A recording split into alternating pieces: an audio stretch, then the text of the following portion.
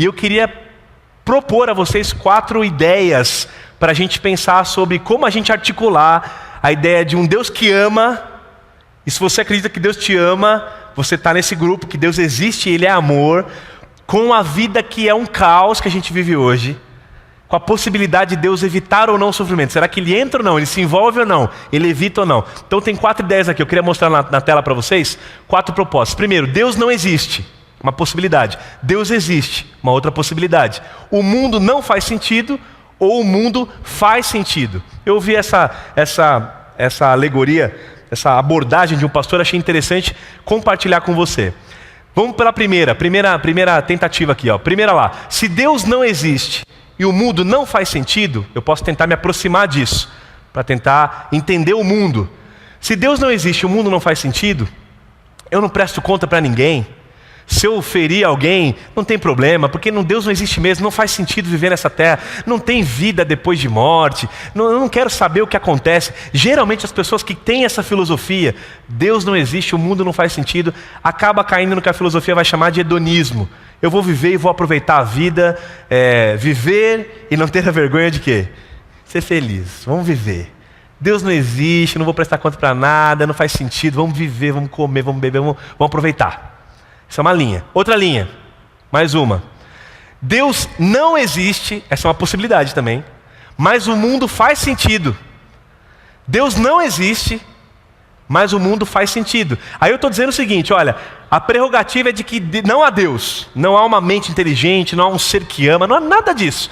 Mas o mundo tem uma lógica, então eu vou descobrir essa lógica, eu vou de alguma maneira trabalhar para descobrir essa lógica. Eu vou para o laboratório, eu vou estudar, eu vou tentar achar pela filosofia um caminho para responder as questões desse mundo. Eu vou ser alguém que tenta desvendar a lógica do mundo para interpretar o sofrimento, para interpretar por que as coisas são como são.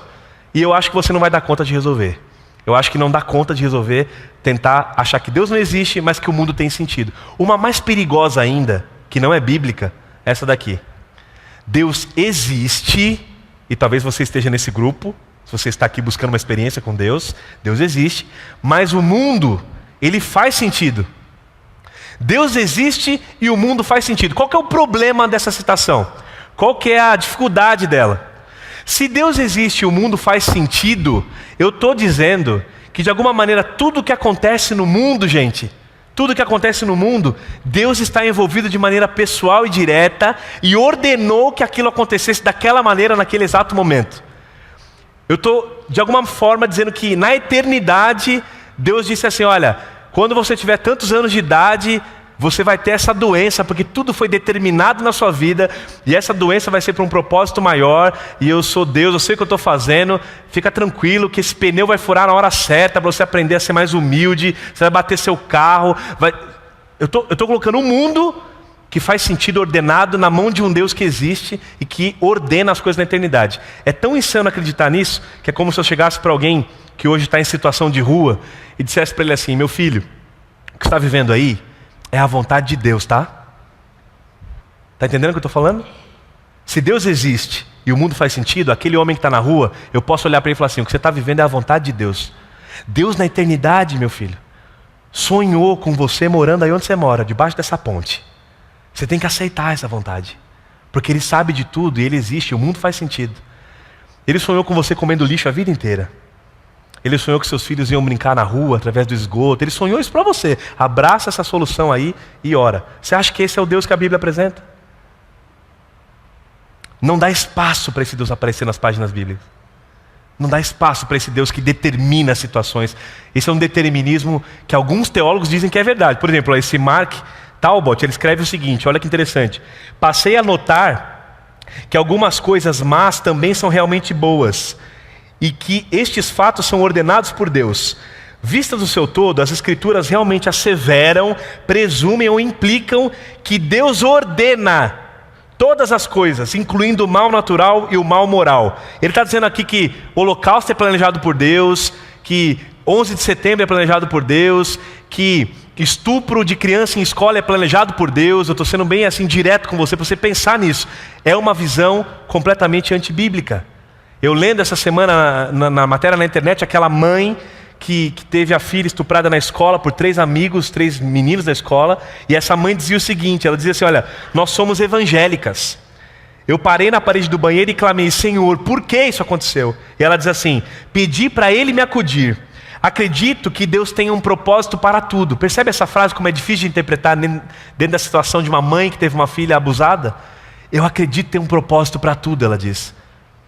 Eu não consigo enxergar um Deus que vê propósito no estupro de uma criança. E ela continua dizendo, até Jesus passou o sofrimento que passou. Eu não me revoltei contra Deus, nem ela. Graças a Deus, Ele está nos ajudando. Será que essa mãe não acredita que até esse mal que a filha passou foi planejado por Deus? A Bíblia não fala disso. A quarta possibilidade é a que mais se aproxima das Escrituras. Deus existe e esse mundo, gente, queira ou não, você acreditar, ele não faz sentido. Como assim, pastor? Você não está dizendo que Deus é soberano e comanda a história inteira e sabe cada detalhe da história? Sim, Ele é soberano. Mas eu disse que existem leis naturais, existe o seu livre-arbítrio. E quando eu falo que o mundo não faz sentido, é porque quando Jesus, sendo Deus, andou nessa terra, Ele olha para o mundo e Ele chora quando Ele vê a morte. Ele chora quando Ele vê as relações quebradas. Ele chora quando Ele vê gente passando fome. Ele sofre com esse mundo que está caído. Ele fala assim, este não é o mundo que eu planejei.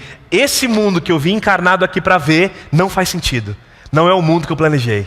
Não é o mundo que eu sonhei. E por isso que Jesus vive pela vida, que Ele caminha nessa terra durante os anos que Ele vive aqui, as histórias que a gente tem de Jesus, é Ele o tempo todo tentando intervir no sofrimento, mostrar como seria essa realidade de um outro mundo, que por trás dessa cortina que a gente não enxerga, Ele sonhou para nós. Ele chora porque para Ele esse mundo não faz sentido também. Note o que Salomão vai começar a dizer sobre essa questão de o mundo não fazer sentido. Eclesiastes 1, verso 2. Talvez Salomão o que mais fala sobre isso. Ele fala, que grande inutilidade, diz o mestre, que grande inutilidade. E aí ele vai dizer várias vezes isso no seu livro. Nada faz sentido. Nada faz sentido. Salomão, o homem mais sábio que existiu, escreveu Eclesiastes talvez no final da vida, já na terceira idade, analisando o que ele tinha vivido. Ele continua dizendo, vou ler mais 2 textos de Salomão. Eclesiastes 7,15. Diz assim, nesta vida, sem sentido, eu já vi de tudo. Um justo que morreu apesar da sua justiça e um ímpio que teve vida longa apesar da sua impiedade. Você já viu isso acontecer na sua vida? Você vê isso acontecendo no dia a dia? Mais uma, Eclesiastes 8,14. Há mais uma coisa sem sentido na terra, e é quase a mesma ideia. Ele fala, justos que recebem o que os ímpios merecem, e ímpios que recebem o que os justos merecem. Isso eu também penso, não faz sentido. Você já viu tiroteio em que o bandido leva 12 tiros e vai para a UTI e sai vivo de lá? Só que no tiroteio a bala perdida encontrou num apartamento uma criancinha dormindo. E a criancinha com uma bala só morreu. Aí você pergunta assim, qual o sentido do ímpio levar 12 tiros e não falecer, e um bebê de uma família que ama o Senhor, que é fiel, receber uma bala perdida? Qual é o sentido da gente viver num mundo como esse, gente? Como é que a gente escolhe viver nesse mundo? Como é que a gente caminha nesse mundo sabendo que as coisas acontecem, as tragédias batem na nossa porta? Não tem explicação para essas coisas. Ou você recorre para alguma daquelas questões de Deus não existe, não faz sentido, ou Deus existe e ordenou que essa menininha morresse, ou você fica com a Bíblia, quando a Bíblia diz que não faz sentido o que está acontecendo aqui, não é o plano de Deus o que está acontecendo nessa terra. Você está vivendo por baixo de uma cortina que você não enxerga a realidade. A gente não consegue dar conta de resolver e articular no nosso coração e na nossa alma o sofrimento humano. E a Bíblia convida você a entrar pela fé e continuar caminhando em meio a essa falta de sentido desse mundo. Ela vai dizer em relação a nós e Deus, a nossa mente pequena, Romanos 11, diz assim, ó profundidade das riquezas, tanto da sabedoria como da ciência de Deus, Ele sabe tudo. Aí Paulo vai dizer assim, quão insondáveis são os seus juízos, Senhor, e quão inescrutáveis os seus caminhos, porque quem compreendeu a mente do Senhor, ou quem foi o seu conselheiro, Quem é que pode aconselhar Deus e saber o que Ele está decidindo, realizando? Como é que a gente pode dizer que Deus está trabalhando? Como é que eu posso chegar em alguém que perdeu alguém querido, ou que está sofrendo algo, e olhar para essa pessoa com convicção e dizer assim, olha, o que você está passando é a vontade de Deus. Como é que eu posso falar isso para alguém? Nós não sabemos como é que Deus está fazendo. A gente consegue acessar o coração de Deus para saber o quanto Ele está trabalhando nesse mundo. O que a gente sabe através da revelação da Bíblia é que esse mundo, tenha certeza, Deus existe, mas não espere que esse mundo faça sentido. Enquanto o pecado estiver no coração humano, enquanto esse mundo for regido por leis naturais e o homem escolhendo agir da maneira que age, não espere que o mundo faça sentido. Mas cadê Deus, pastor?